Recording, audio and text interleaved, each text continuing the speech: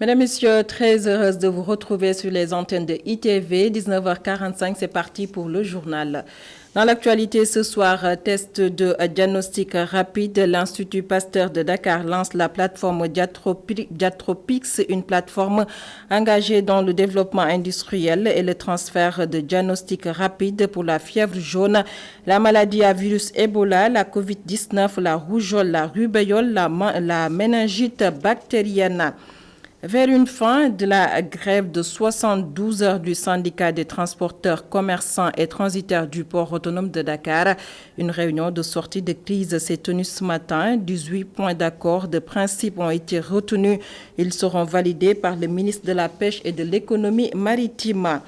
En sport, CAN 2022, le Sénégal peut-il être champion d'Afrique? Oui, selon Abdoulaye Diawa, commentateur, le potentiel est là. Un avis que ne partage pas l'ancien international sénégalais Cheikh Sidiba, qui soutient qu'il y a encore du travail à faire. Et puis dans ce journal, vous aurez un reportage sur la tolérance, la capacité des Sénégalais à supporter un inconvénient. Nous allons en parler, ce sera en fin d'édition avec Ndaïna Diop Diouf. Voilà pour les titres. Le développement, c'est juste après ceci.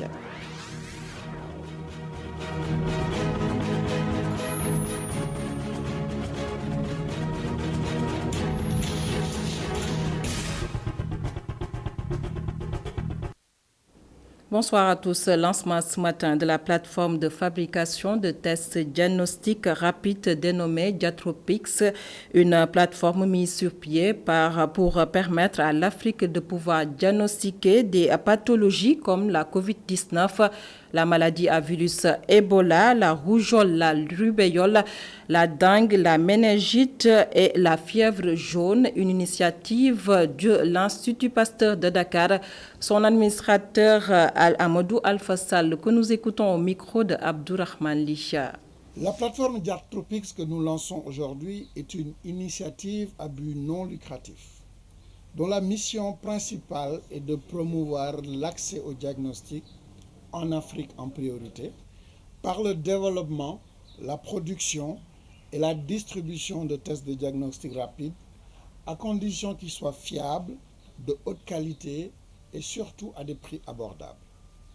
Dans cette perspective, cette initiative ambitionne de renforcer les systèmes de santé et de contribuer à leur résilience à travers l'amélioration de la surveillance des maladies, la prise en charge des patients, la préparation et la réponse aux épidémies, mais aussi à la planification des politiques de santé.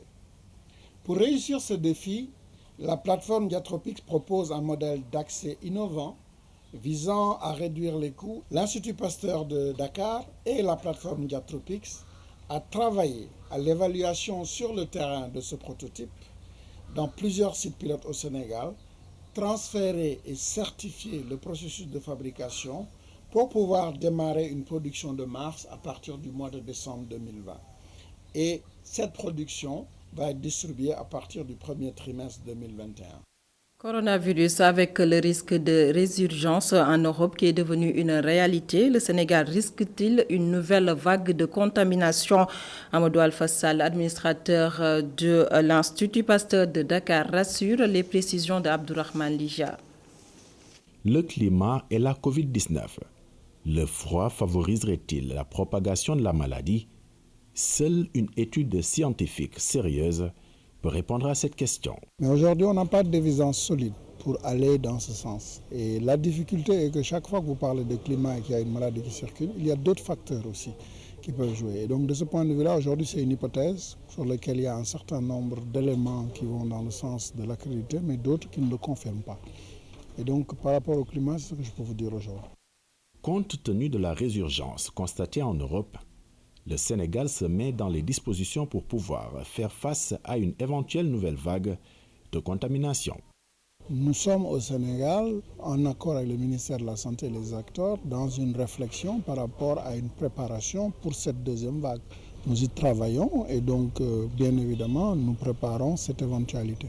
Une position avant-gardiste que le Sénégal a prise en attendant d'avoir le vaccin tant attendu ici et ailleurs. Nous ne pouvons pas aujourd'hui vous parler de commande ou en tout cas vous parler de, j'allais dire, livraison. Mais ce que je peux vous dire pour rassurer les populations de manière globale, c'est que le Sénégal a pris toutes les dispositions au plan scientifique, au plan organisationnel et au plan financier pour ne pas être à la traîne. Quand il y aura un vaccin, le Sénégal participera de manière remarquable et fera partie des pays qui auront ce vaccin au bonheur de toutes les populations sénégalaises. Une tendance baissière, oui, mais une tendance qui peut changer à tout moment. Les autorités rappellent la présence du coronavirus parmi nous. Abdourahmane, les transitions justes trouvées pour parler du coronavirus, situation du jour au Sénégal, 8 nouvelles contaminations sur 608 tests réalisés de cas importés, de cas contacts, 4 cas communautaires, 5 patients contrôlés négatifs, donc déclarés guéris, 3 cas graves ont été signalés, un décès enregistré hier dimanche 15 novembre 2020. Le bulletin santé lu par le docteur Elhadji Mamadou Ndiaye, directeur de la prévention, par ailleurs porte-parole du ministère de la Santé et de l'Action sociale. Autre aspect de l'actualité, la recrudescence de l'immigration clandestine. On en reparle avec Mamadou Diop Decroix. Il qualifie ce phénomène de tragédie nationale. Selon lui, les jeunes ont perdu tout espoir.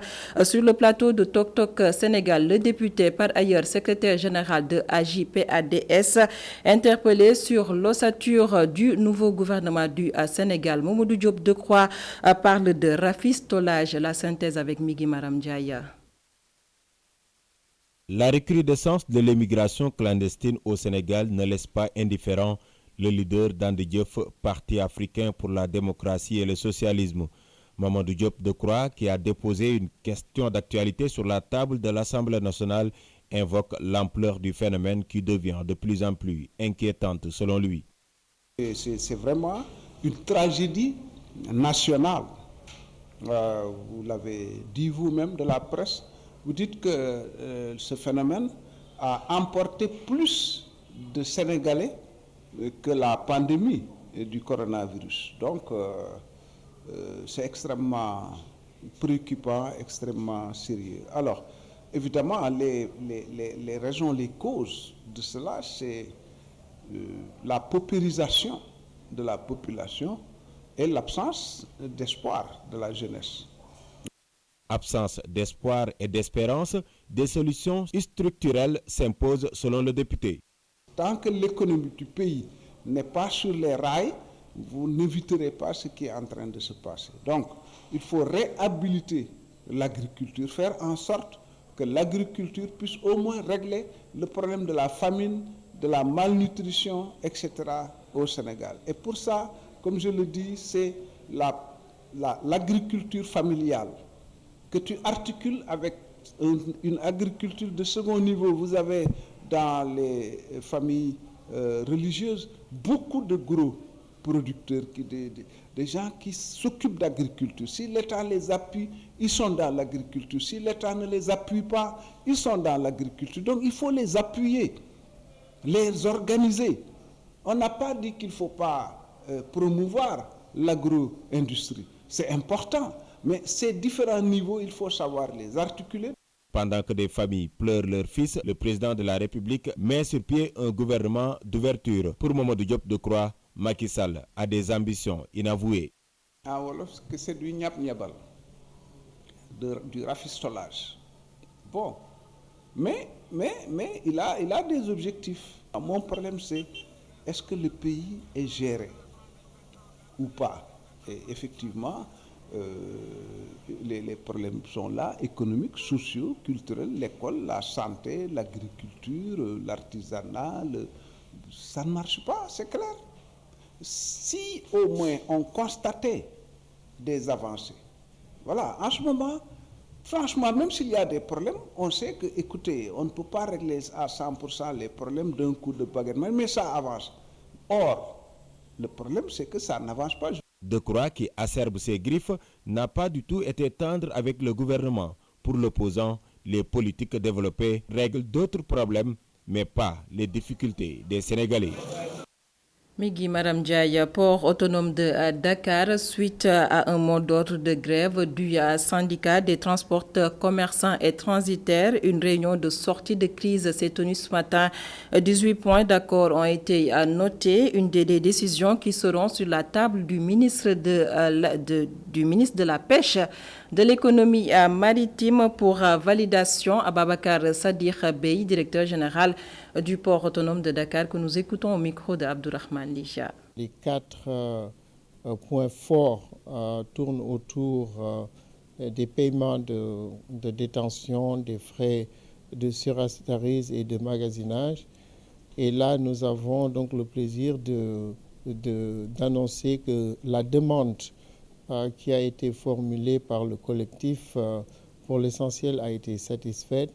En ce qui concerne les détentions, elle est satisfaite à 100%, puisque sur les 2 périodes qui partent du 15 septembre au 10 octobre et du 22 octobre au 9 novembre, les détentions sur cette période ont été, les armateurs ont accepté de les éliminer. En ce qui concerne les surestarises, les armateurs ont accepté de faire du cas par cas. Et là, sur demande des clients, les armateurs vont les considérer. Pour le magasinage, c'est la même chose pour DP World. Un point essentiel, c'était le rallongement des durées de franchise. Aujourd'hui, les acteurs ont 10 jours pour enlever la marchandise de DP World, sinon il y a des pénalités.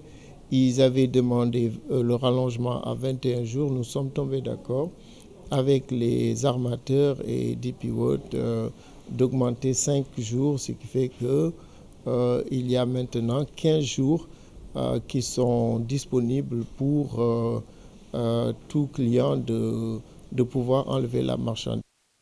Une autre rencontre qui s'est tenue ce matin, c'est celle consacrée à un atelier d'échange et de partage sur le projet du code pastoral, un code qui favorise le développement de l'élevage et contribue à la sécurisation du bétail. Selon les acteurs, l'application de ce code pourra apporter des solutions aux conflits occasionnés par la mobilité du bétail.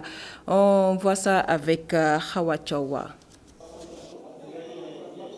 Le projet du code pastoral était au cœur des échanges.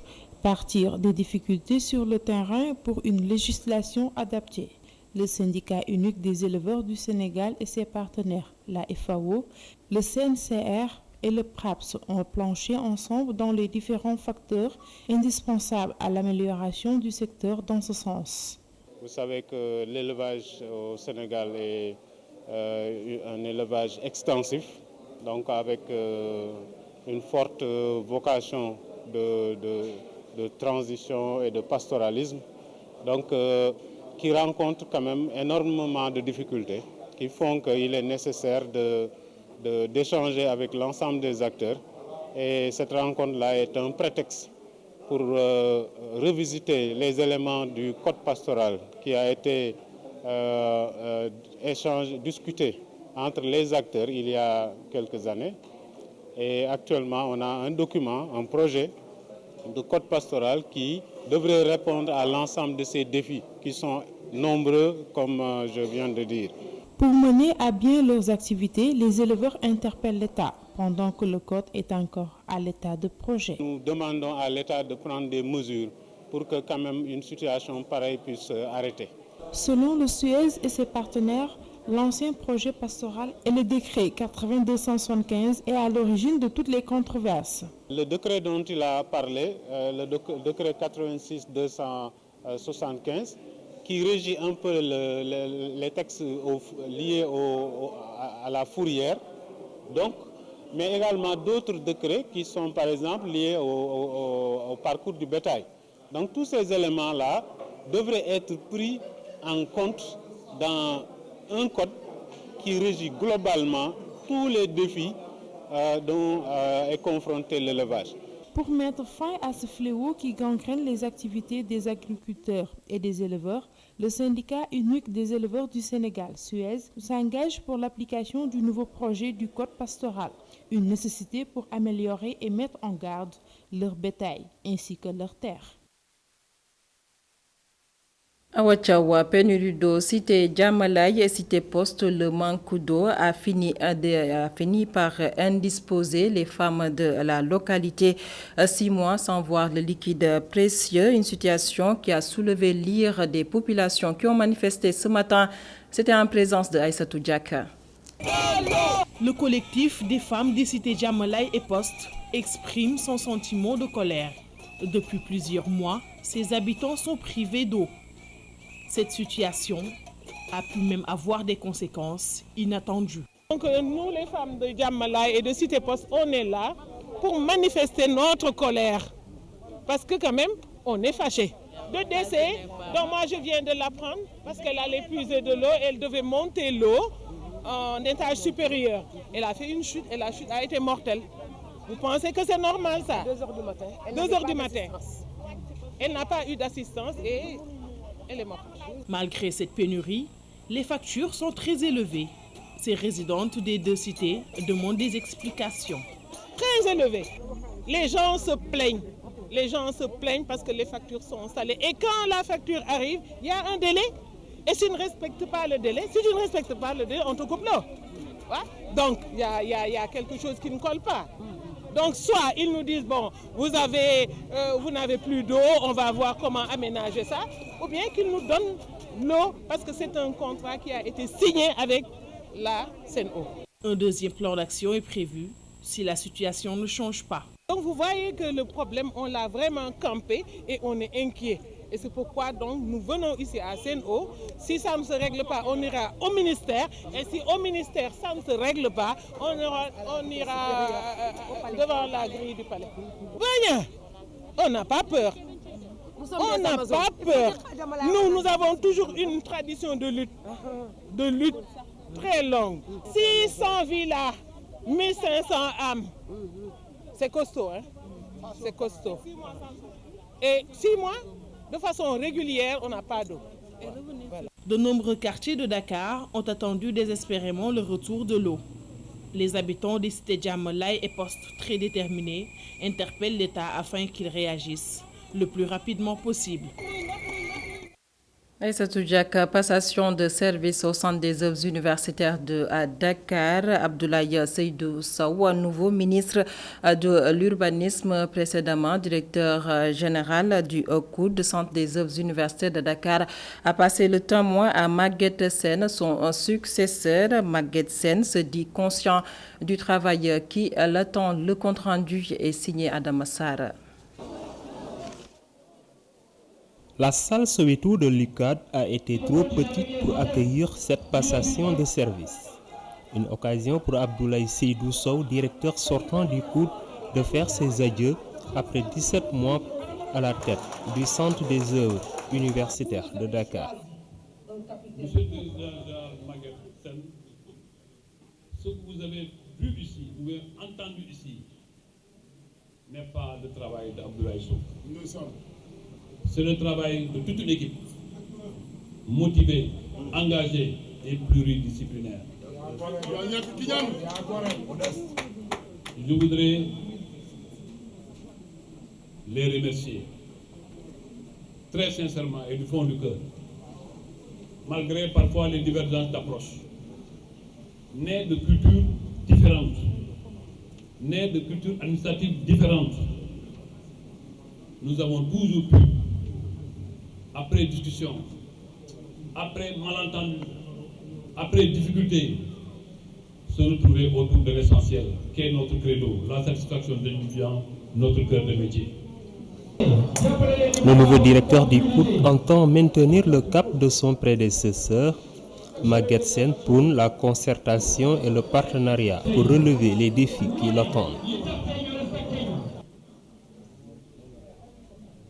Mon ambition est de continuer à contribuer avec le concours, le sacrifice et le dévouement de vous tous à bâtir une université moderne, attractive et compétitive. Je voudrais aussi contribuer de façon significative et aux côtés de ces mêmes autorités à susciter des meilleurs comportements pour continuer à faire de cet espace d'apprentissage et de diffusion du savoir un ferment, un creuset où sont formés des hommes et des femmes capables de porter les immenses espoirs et attentes placés en eux. Abdoulaye Seydou Sow, nommé ministre de l'Urbanisme, du Logement et de l'Hygiène publique, compte accompagner le cours et son nouveau directeur pour le bien-être des étudiants.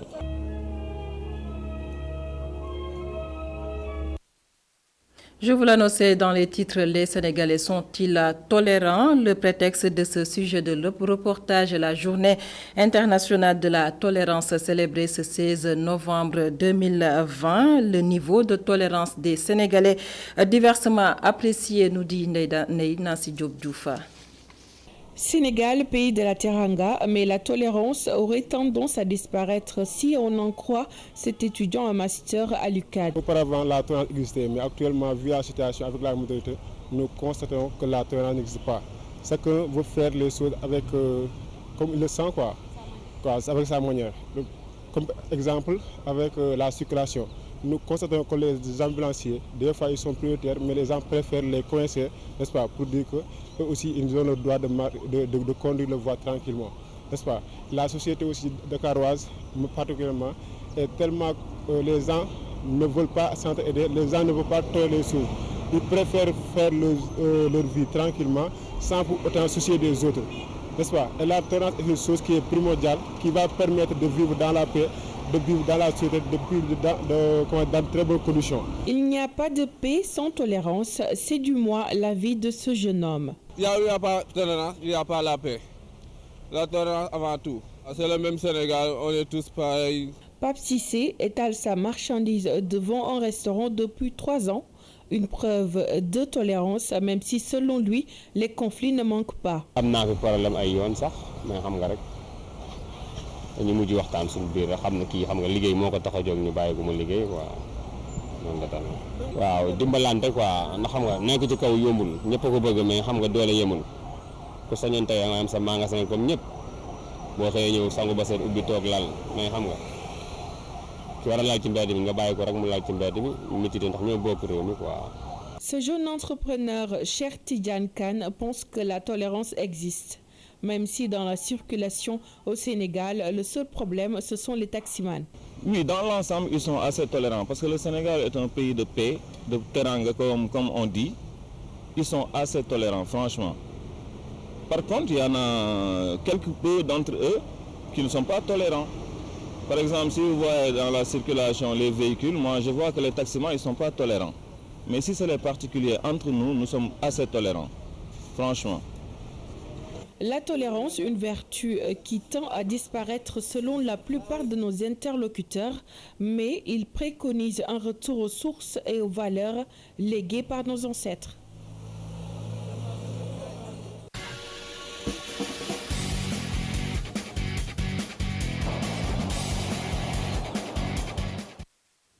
Vous l'avez compris, la deuxième partie de ce journal, l'actualité sportive, et nous sommes avec Sekou Seydi. Sekou Seydi, bonsoir. Bonsoir Aminata. Le coup d'envoi est donné, qualification à la prochaine CAN, l'Algérie décroche son ticket. L'Algérie a fait match nul contre le Zimbabwe, c'est à domicile, donc le Zimbabwe qui a tenu en échec l'Algérie par 2 buts partout, mais les Fennecs s'est qualifié à la prochaine Coupe d'Afrique des Nations 2021 prévue en 2022 au Cameroun. Il rejoint donc le Sénégal qualifié hier. Les deux équipes ont disputé la dernière finale en 2019 remportée par l'Algérie. Les deux équipes donc sont les premières qualifiées de cette compétition. La Gambie a battu à domicile le Gabon de Pierre-Emerick Aubameyang par 1-0, mais un succès qui permet aux Scorpions quand même de survivre pour le reste donc de ces qualifications pour la Coupe d'Afrique des Nations de 2021 prévue en 2022 au Cameroun.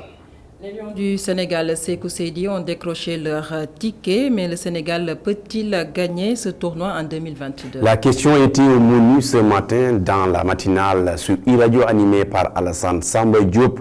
Ses invités étaient Abdoulaye Diaw, qui est un commentateur sportif au groupe Futur Média, et Cheikh Sidiba, ancien international sénégalais. Pour Abdoulaye Diaw, l'élite s'est élargie en Afrique et le Sénégal a des potentialités. Le commentateur sportif au groupe Futur Média pense que les Lions du Sénégal ne peuvent plus être de simples figurants dans les compétitions africaines. Suivons son élément. Qu'aujourd'hui, gagner la Coupe d'Afrique des Nations est devenu pour 10 des 32 représentants, disons, une ambition saine, une ambition normale, une ambition qui n'affiche pas de fioriture. Quand vous dites que le Cameroun peut gagner la CAN, le Nigeria peut gagner la CAN, oui, le Maroc, l'Égypte, l'Algérie et tant d'autres, on vous parle aujourd'hui du Sénégal comme étant pays émergent qui n'a jamais rien gagné, mais que l'on place toujours aux côtés des meilleurs qui ont fini de gagner ou peut-être qui sont en voie de gagner quelque chose. Alors, c'est ce qui me fait dire que l'élite est aujourd'hui si large.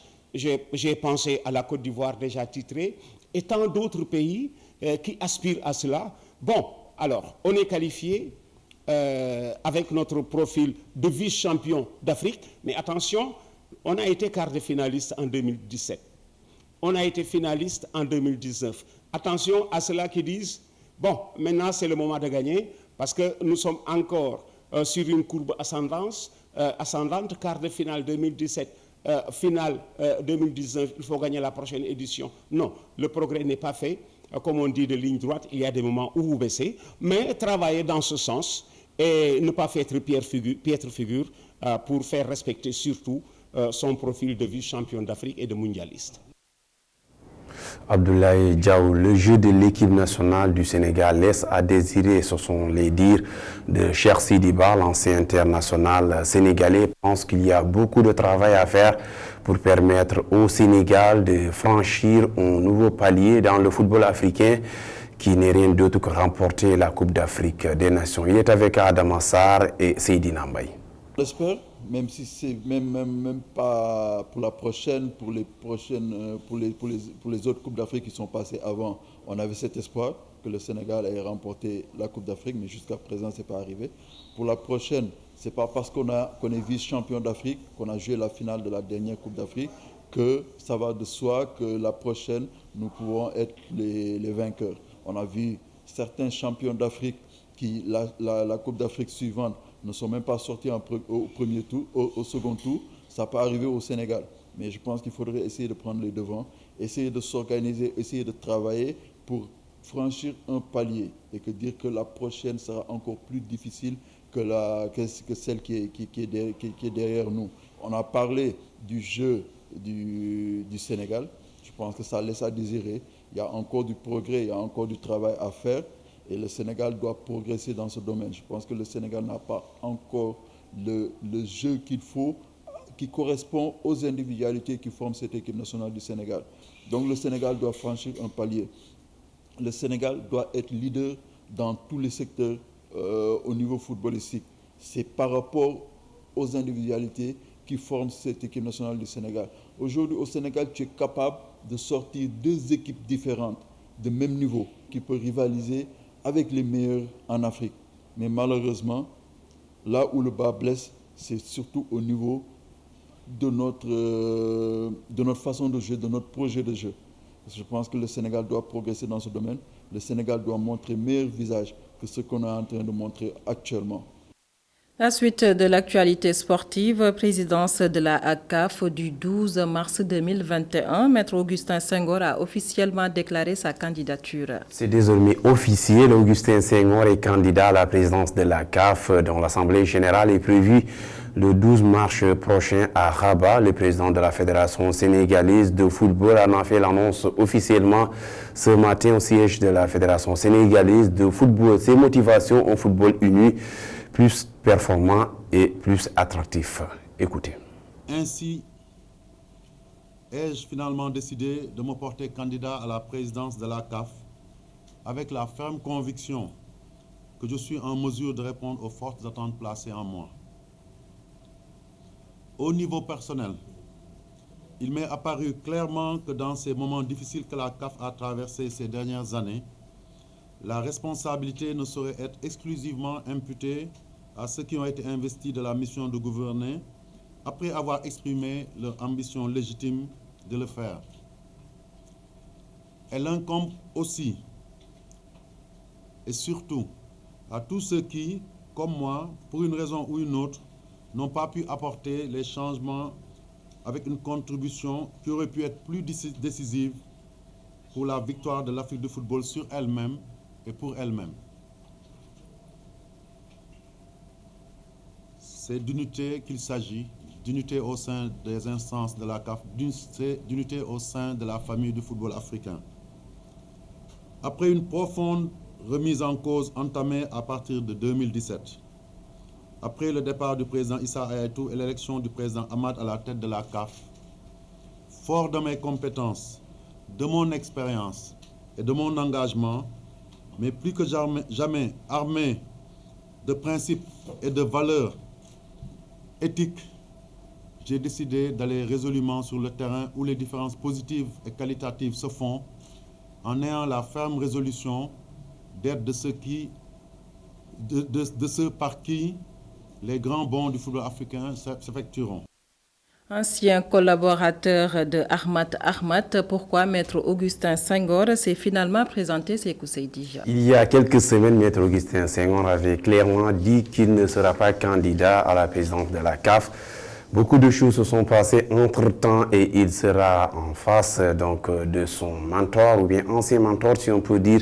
Ça, c'est en mars prochain pour l'élection donc de la CAF. Augustin Senghor ne manque pas les mots pour justifier ce retournement de situation. Il faut comprendre que depuis quelque temps, Ahmad, président de la Confédération africaine de football, est dans le collimateur de la commission éthique de la Fédération internationale de football. Il risquerait d'être sanctionné au cas où donc il faut un plan B. Et le plan B du comité exécutif de la CAF, c'est bien Maître Augustin Senghor, président de la Fédération sénégalaise de football, membre du comité exécutif et membre de la commission d'urgence de la Confédération africaine de football. Merci Sékou Seydi pour toutes ces actualités sportives.